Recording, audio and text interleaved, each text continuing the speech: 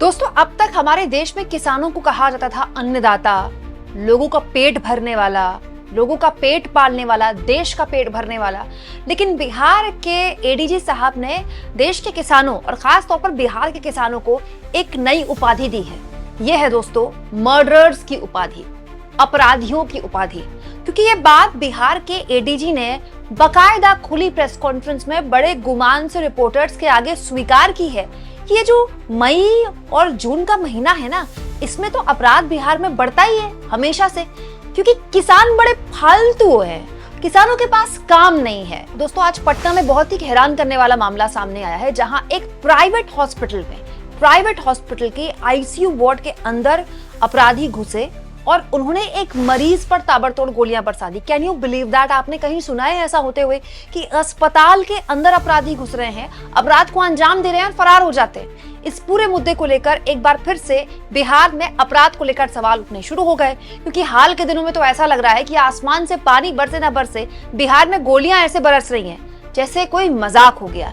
इसीलिए बिहार में जब अपराध पर सवाल होगा तो पुलिस या सिस्टम पर सवाल होगा। तो सवाल पूछा गया पुलिस से। एडीजी एसटीएफ कुंदन कृष्णन सामने आए। कुंदन कृष्णन ने प्रेस कॉन्फ्रेंस की, लेकिन प्रेस कॉन्फ्रेंस में उनकी बात सुनिए जरा। वो कहते हैं, जैसे ही बारिश शुरू होती है किसान खेतों में व्यस्त हो जाते हैं और मर्डर जैसी घटनाएं घट जाती। दोस्तों, इससे पहले कुंदन कृष्णन इसी प्रेस कॉन्फ्रेंस में कहते हैं, बिहार में अप्रैल, मई और जून में मर्डर की घटनाएं इसीलिए ज्यादा होती हैं क्योंकि उस मौसम में किसान खाली रहते हैं। जब तक बारिश नहीं होती तब तक कृषक समाज के पास ज्यादा काम नहीं होता और इसी दौरान अपराध बढ़ते रहते हैं। वाह दोस्तों, ऐसी दलील मैं 100% श्योर हूं आपने कभी नहीं सुनी होगी। किसान खाली बैठा है इसलिए अपराध बढ़ रहे हैं। मतलब एडीजी प्रदेश के ये बता रहे हैं कि जो बिहार का किसान है वो एक नंबर का खलियर है। खलियर ही नहीं है, वो एक नंबर का अपराधी है और वो अपराध पार्ट टाइम इसलिए करता है अप्रैल, मई, जून के महीने में क्योंकि वो खाली है, उसके पास काम नहीं। तो क्या करता है? पिस्तौल उठाता है, ढाई ढाई ढाई ढाई 2-3 गोलियां बरसाई, 1-2 लोगों को मारा। उसके बाद देखिए अभी जून जुलाई आ जाएगा, फिर किसान के पास काम हो जाएगा, तो फिर पुलिस भी व्यस्त, किसान भी व्यस्त और बल्ले बल्ले। दोस्तों, ऐसा कुतर्क तो मैंने कभी जीवन में नहीं सुना। मतलब पुलिसिया सिस्टम पूरी तरह से फेल हो चुका है। इसका जवाब एडीजी साहब किसी भी और तरह से दे सकते थे, लेकिन ऐसा जवाब देकर उन्होंने न केवल अपनी साख पर बट्टा लगाया है बल्कि इस पूरी की पूरी प्रदेश की सरकार की मानसिकता पर सवाल उठाए। ये हो रहा है डबल इंजन की सरकारों में। इन डबल इंजनों के लिए वोट मांगते हैं हमारे मोदी जी। अभी शुरू होने दीजिए बिहार चुनाव, मोदी जी डबल इंजन के नाम पर यहां भी वोट मांगेंगे। दोस्तों, ऐसे विचार लेकर इतने आला अफसर बिहार के पुलिस के वर्दी पहनकर अपने थानों में जाते हैं। मतलब आप सोचिए, इस देश के किसानों का इतना अपमान तो बीजेपी के नेताओं ने भी नहीं किया। बीजेपी की नेता थी मीनाक्षी लेखी। उन्होंने जब किसान आंदोलन चल रहा था तो उनको मवाली काटा, किसानों आंदोलन कर रहे किसानों को। बीजेपी की नेता तब नहीं बनी थी कंगना रनौत, लेकिन उन्होंने कहा था खालिस्तानी है किसान। बीजेपी की सांसद बनने के बाद कंगना रनौत ने कहा था कि वहां तो रेप हो रहे थे किसान आंदोलन को लेकर। हालांकि बाद में उनको माफी मांगनी पड़ी, अपना ट्वीट डिलीट करना पड़ा। लेकिन ये तो डबल इंजन के एडीजी तो एक कदम आगे निकल गए। वो कहते हैं किसान इतने खलियर हैं कि टाइम पास करने के लिए बस ऐसे ही वो लोगों के मर्डर कर देते हैं। दोस्तों, वो बिहार सरकार जो ऑलरेडी बढ़ते अपराध को लेकर निशाने पर थी विपक्ष के, वो एक बार फिर निशाने पर आ गई कि पुलिस अपना चेहरा छुपाने के लिए देश के किसानों को अपमानित क्यों कर रही है भाई। दोस्तों, तेजस्वी यादव ने कहा, यानी बिहार पुलिस जो है कहेगी कि ठंडा आ रहा है, गर्मी आ रहा है, बारिश हो रहा है, तो अपने से पल्ला झाड़ लेगी कि भाई बारिश हो रहा है इसलिए अपराध जो बढ़ रहा है, तो आप छुट्टी ले लीजिए। छुट्टी ले ले बिहार पुलिस के लोग। जब मरना ही, यानी आप खुद कह रहे कि मरने का समय आ गया तो बारिश आएगा, तो पहले सचेत करवा देते, लोग बिहार छोड़ करके भाग जाते बारिश में कि बिहार पुलिस मेरी रक्षा नहीं करेगी, हम पहले ही बाहर चले जाए। आज 12 बजे तक 5 हत्याएं हो गई हैं। पटना के पारस हॉस्पिटल में, दानापुर में, सासाराम में, खगड़िया में, मधेपुरा में 5 हत्याएं आज 12 बजे तक हो गई हैं। हम पहले कह रहे हैं ना, क्रिमिनल डिसऑर्डर हो चुका है पूरा लॉ एंड ऑर्डर का। ये देखिए दोस्तों, इस घटना का सीसीटीवी फुटेज बॉलीवुड की फिल्मों में भी ऐसा नहीं होता है। खुलेआम हॉस्पिटल के अंदर अपराधी दाखिल होते हैं, अंजाम देते हैं घटना को और बड़े आराम से वहां से ऐसे निकल जाते हैं जैसे कुछ हुआ ही नहीं। अब इस वीडियो को दिखाकर आखिर कौन से न्यूज चैनल्स आज शाम को दंगल या फिर ब्लैक एंड व्हाइट करेंगे? इस वीडियो को शेयर करते हुए रवीश कुमार ने कहा, क्या इसके लिए किसी का इस्तीफा मांगा जा रहा है? जंगल राज वगैरह। पटना में 15 दिन में 13 हत्याएं हुई है। क्या बीजेपी इसके विरोध में प्रदर्शन नहीं कर सकती?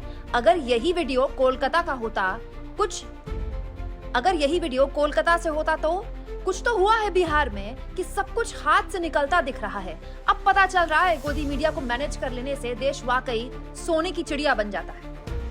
दोस्तों, इस वक्त पटना जो है ना, बिहार नहीं देश भर में अपराध में नंबर 1 हो गया। अभी कुछ दिन पहले मैंने आपको एक खबर दिखाई थी दोस्तों, बिहार के एक बहुत बड़े व्यवसायी, उनकी भी सरेआम गोली मारकर हत्या कर दी गई। उसी परिवार में 6 साल पहले बेटे की भी ऐसी हत्या की गई थी और उस वक्त भी परिवार वालों की शिकायत थी कि पुलिस वालों को बुलाने के 1.5 घंटे बाद पुलिस आई है, तब जब जहां हत्या को अंजाम दिया गया वहां से कुछ दूरी पर पुलिस थी। मतलब पुलिस पूरी तरह से निकम्मी हो चुकी है। पुलिस के बस का नहीं है कि वो अपराधियों पर लगाम लगाए, तो वो क्या करती है, वो किसानों को अपराधी बता देती है। मैं तो ये सोच रही हूँ दोस्तों कि ऐसे लोगों के लिए प्रधानमंत्री मोदी ने 2014 से पहले वादा किया था कि किसानों की आय 2022 तक दुगनी करेंगे। दोस्तों, ये जो अजीबोगरीब ज्ञान है बिहार के एडीजी का, ये वो मोदी जी को जाके दे दें और बता दें कि आप तो उनकी डबल इनकम कर रहे हैं, तो सारे के सारे अपराधी हैं।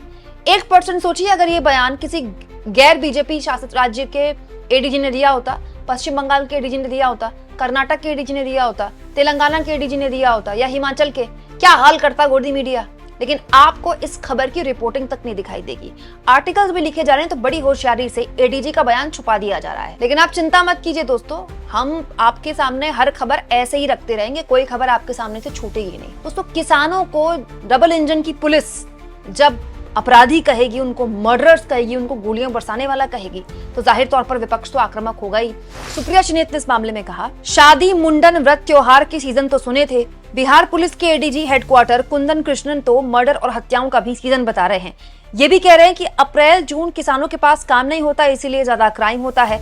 ध्वस्त कानून व्यवस्था के लिए अन्नदाता दोषी है। इसके अलावा दोस्तों, पप्पू यादव ने कहा, बिहार में पुलिस मुख्यालय के बगल में स्थित पारस हॉस्पिटल में दूसरे तल्ले पर चढ़ शूटर गोलियों से भून देता है। बिहार में महा गुंडा राज। एडीजी मुख्यालय का बहाना, बिहार में अभी अपराध का मौसम है, मानसून तक खून बहता रहेगा।